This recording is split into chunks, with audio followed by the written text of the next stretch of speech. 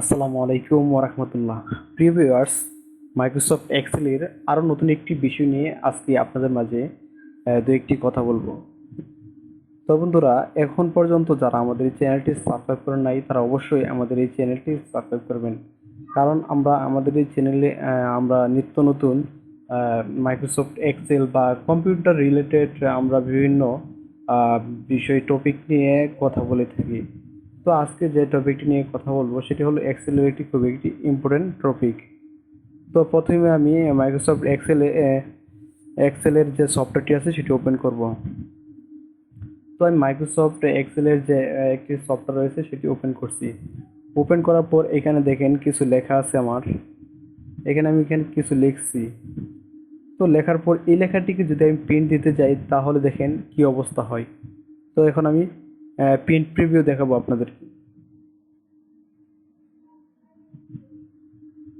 তো দেখেন এখানে প্রিন্ট প্রিভিউ আমি দিয়েছি, কিন্তু এই লেখার কোনো বর্ডার নাই। এখান দিয়ে কোনো টান, এইখান দিয়ে কোনো টান, এখান দিয়ে কোনো টান, এরকম কোনো বর্ডার নেই।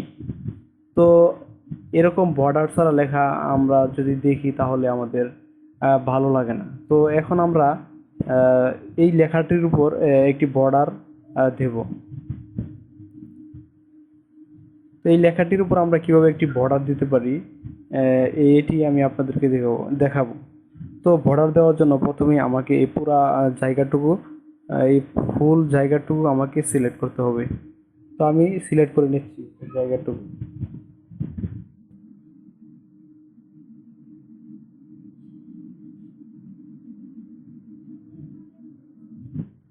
বন্ধুরা, এখন আমার পুরো জায়গাটুকু সিলেক্ট হয়ে গেছে।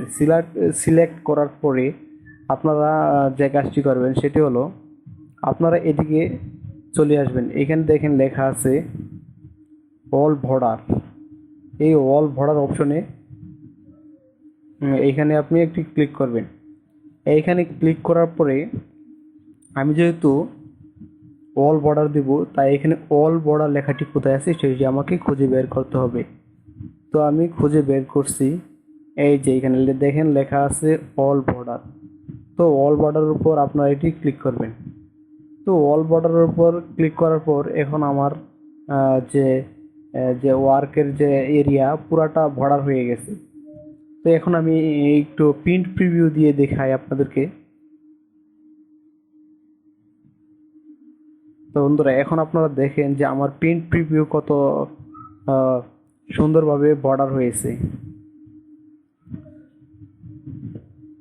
তো বন্ধুরা, আপনার এভাবেই আপনাদের ওয়ার্কের যে শিট আছে বা ওয়ার্কের যে শিটের যে এরিয়া বা বর্ডার, আপনার এভাবেই এই ফাংশনের মাধ্যমে আপনারা খুব সহজে দিতে পারবেন। ভিডিওটি যদি আপনাদের বিন্দু পরিমাণ উপকার এসে থাকে তাহলে অবশ্যই আমাদের ভিডিওটিতে আপনি একটি লাইক দিবেন, এবং ভালো লাগলে অবশ্যই বন্ধুদের মাঝে আমাদের ভিডিওটি আপনি শেয়ার করবেন।